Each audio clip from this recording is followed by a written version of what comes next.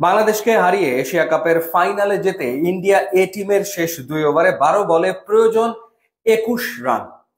ঠিক ওই মুহূর্তে 19তম ওভারটা আকবর কাকে দিয়ে করাবেন, এরকম পরিস্থিতিতে নিশ্চিতভাবেই বাংলাদেশের অধিনায়ক মুস্তাফিজকে খোঁজেন এবং মুস্তাফিজের হাতে বল তুলে দেন।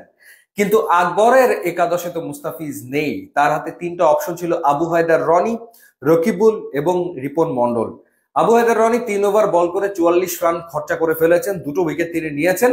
রান যেহেতু অনেক খরচা করে ফেলেছেন, ক্যাপ্টেন তার উপরে আস্থা রাখতে পারলেন না।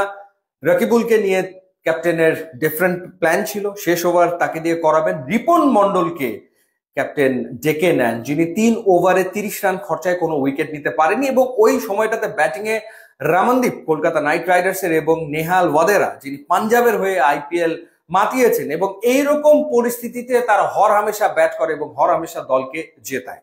সেরকম একটা পরিস্থিতিতে বল করতে এসে রিপন মন্ডল ঠান্ডাভাবে 19তম ওভারটা করলেন এবং একের পর এক অ্যাকিউরেট ইয়র্কার ডেলিভারি, এবং দ্বিতীয় বলেই কিন্তু নেহাল ওয়াদেরা তিনি ফুল টসে ক্যাচ তুলে দিলেন। আকবর সহজ ক্যাচটা তিনি ধরতে পারলেন না, হাত ফসকে বেরিয়ে গেল। তখন মনে হচ্ছিল যে আকবরের হাত গোলে বাংলাদেশের ম্যাচটাও আসলে বেরিয়ে গেল, কিন্তু পরের বলেই দুর্দান্ত কামব্যাক রিপনের, এবং তিনি ফেরালেন রামনদীপকে, এবং ওই ওভারে তিনি দিলেন মাত্র 5 রান। মূলত আসলে 19তম ওভারটা রিপনের, ওই ওভারটার কারণেই বাংলাদেশ টিকে থাকে ম্যাচে, এবং পরবর্তীতে তো আরো নাটকের পর নাটক, যার কারণে সুপার ওভারে খেলা চলে যায়, এবং সেখানেও বল করেছেন রিপন, এবং তিনি বল করেছেন জিতেশ শর্মাকে, যিনি আসলে রয়্যাল চ্যালেঞ্জার্স বেঙ্গালুরুর হয়ে আইপিএল এ দুর্দান্ত ক্রিকেট খেলেন।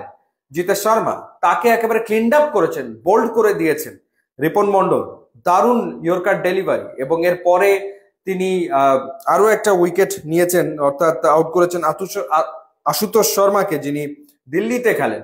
তো এই যে আইপিএল এ খেলা সব ক্রিকেটারদের এগেনস্টে রিপন মন্ডল, বাংলাদেশের ইয়াংস্টার, বিপিএল এ মাত্র 11টা ম্যাচ খেলার অভিজ্ঞতা যার রয়েছে, তার যে নান্দনিক পারফরমেন্স আমরা দেখলাম, এবং ডেথ ওভারে মুস্তাফিজ যে কাজটা করে থাকে, ঠিক সেই কাজটাই যেন রিপন মন্ডল করলেন এই গুরুত্বপূর্ণ সেমিফাইনালে। ওভারঅল টুর্নামেন্টে তিনি এখন হাইয়েস্ট উইকেট টেকার, 8টা উইকেট তিনি এখন পর্যন্ত এই টুর্নামেন্টে নিয়েছেন সর্বোচ্চ, এবং ইন্ডিয়ার এগেনস্টে এই ম্যাচে 35 রানে 1 উইকেট নিয়েছেন। এরপর সুপার ওভারের ওই 2টা উইকেট তো বাদ।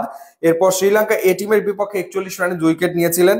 আফগানিস্তান এ টিমের বিপক্ষে 10 রানে 3 উইকেট নিয়েছেন। হংকং এর বিপক্ষে 24 রানে 2 উইকেট নিয়েছেন। প্রতি ম্যাচেই তিনি কন্ট্রিবিউট করছেন, দুর্দান্ত বোলিং করে যাচ্ছেন, সম্ভাবনাময়। ডেফিনেটলি আমরা আশা করব যে এই পারফরমেন্স তিনি ধরে রেখে বাংলাদেশ ন্যাশনাল টিমে চলে আসবেন। আরেকজনের কথা না বললে নয়, হাবিবুর রহমান সোহান, তার কথা বলতে হয়। বছর 4 আগেও যিনি কর্পোরেট ক্রিকেট খেলতেন, অ্যামেচার ক্রিকেট খেলতেন, তিনি এই মুহূর্তে এই টুর্নামেন্টের 3য় সর্বোচ্চ রান স্কোরার, এবং হংকং এর বিপক্ষে একটা সেঞ্চুরি করেছেন, 100 রানের ইনিংস খেলেছেন। শ্রীলঙ্কার এগেনস্টে 27 রান করেছিলেন, আফগানিস্তানের বিপক্ষে 10 রান করেছেন, এবং গুরুত্বপূর্ণ এই সেমিফাইনালে 65 রানের একটা ইনিংস খেলেছেন, এবং ফিয়ারলেস অ্যাপ্রোচে ব্যাটিং তিনি করেছেন। যে 65 রান তিনি করেছেন, 3টা 4 এবং 5টা ছক্কা, 46 বলে 65 রান। মূলত আসলে বড় স্কোর করার ভিত গড়ে দিয়েছিলেন হাবিবুর রহমান সোহান। পরবর্তীতে মেহরাব শেষ দিকে একটা যে কেমিও খেলেছেন, 18 বলে 48, যে কারণে 194 হয়।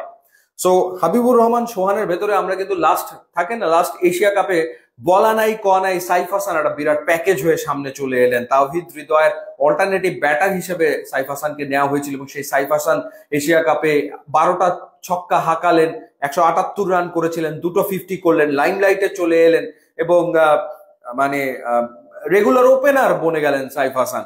ঠিক একই কথা হাবিবুর রহমান সোহানের ক্ষেত্রেও প্রযোজ্য। আসলে তিনি যেভাবে 2টো ইনিংস খেললেন, স্পেশালি ইন্ডিয়ার এগেনস্টে 65 এবং একটা সেঞ্চুরি তো তার আছেই। দেখা যাক ফাইনালে তিনি ঠিক একই রকম ইনিংস খেলতে পারেন কিনা, সেই ক্ষেত্রে তিনিও কিন্তু পাইপলাইনে আসলে থাকবেন। সম্ভাবনাময় বেশ কিছু তরুণ ক্রিকেটার এই টিমে রয়েছে, তবে আমি ডেফিনেটলি এই দুজনকেই এগিয়ে রাখবো, রিপন মন্ডল এবং হাবিবুর রহমান সোহান। অ্যামেজিং ক্রিকেট তারা খেলছেন, আশা করি ফাইনালে এরকম ক্রিকেট তারা খেলবেন। ইউটিউব এবং ইনস্টাগ্রাম লিঙ্ক দেওয়া আছে, আপনারা যোগ দিলে খুবই খুশি হবো। And thanks for watching.